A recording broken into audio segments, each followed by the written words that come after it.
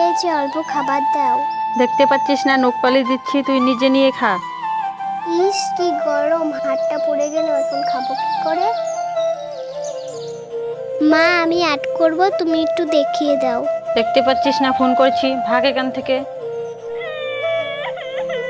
মা তুমি আমাকে একা রেখে চলে গেলে কেন?